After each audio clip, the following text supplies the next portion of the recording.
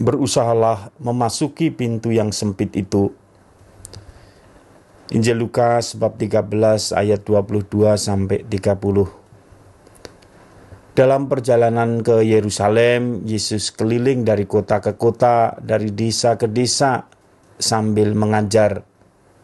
Dari antara orang-orang yang mendengarkannya, ada yang bertanya, "Sedikit sajakah orang yang diselamatkan?" Dari pengajaran-pengajaran Yesus, orang yang bertanya ini mungkin memberi kesimpulan bahwa apa yang diajarkan oleh Tuhan rupanya sangat sulit untuk dihayati, dan hanya sedikit orang yang mampu menghayatinya.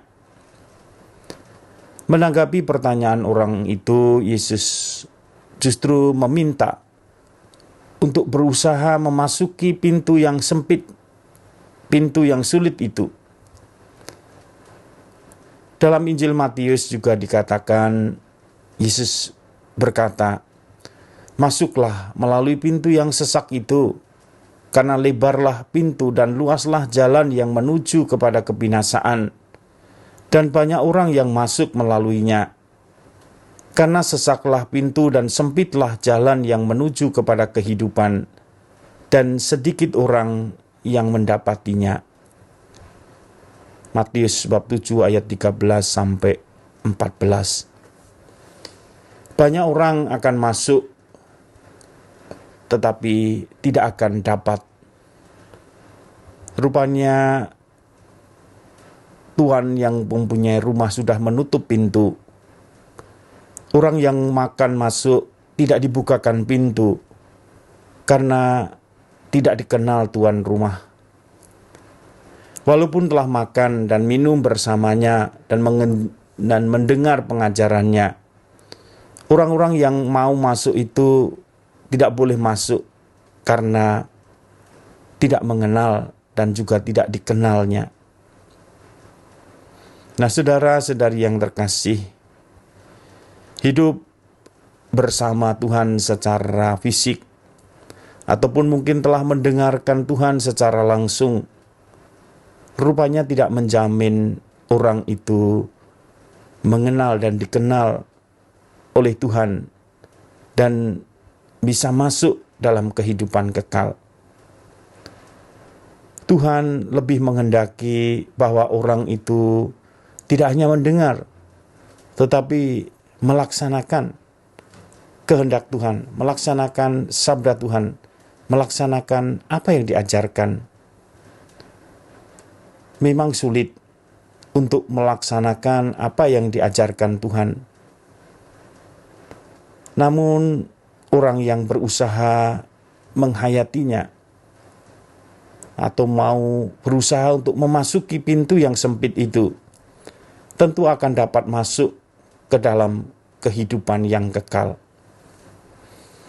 Yesus menginginkan kepada orang-orang bahwa mereka yang telah hidup bersamanya dan telah mendengarnya tidak akan masuk ke dalam kerajaan Allah, karena mereka yang telah melihat dan mendengar langsung Yesus rupanya tidak menjadi percaya. Mereka yang tidak percaya tidak akan ikut dalam kebahagiaan di dalam kerajaan Allah. Karena itu Yesus dengan keras mengingatkan mereka, "Enyahlah dari hadapanku karena kalian telah berbuat jahat."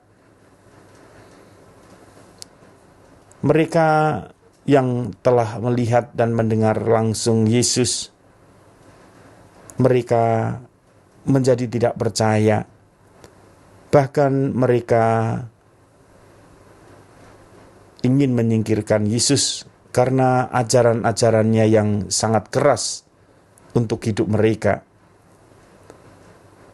Nah, Yesus mengingatkan bahwa justru orang-orang yang jauh, artinya orang-orang yang bukan dari mereka, akan masuk ke dalam kerajaan Allah.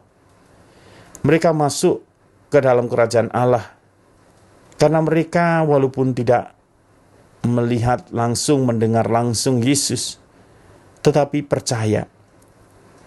Dan mereka juga berusaha menjalankan apa yang diajarkannya.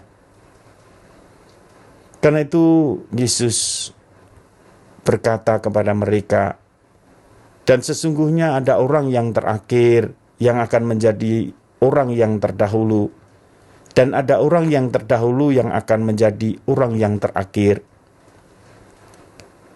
Orang yang terakhir adalah orang-orang yang mendengar tentang Yesus, tetapi mereka juga percaya kepada Yesus. Dan orang-orang yang terdahulu adalah orang-orang yang secara langsung fisik melihat dan mendengar Yesus langsung, tetapi mereka tidak percaya. Nah, inilah mereka-mereka yang percaya, inilah yang akan masuk ke dalam kerajaan Allah, akan masuk ke dalam kehidupan kekal. Sedangkan mereka yang tidak percaya, mereka akan disingkirkan, mereka tidak akan dapat masuk ke dalam kehidupan kekal. Tuhan memberkati.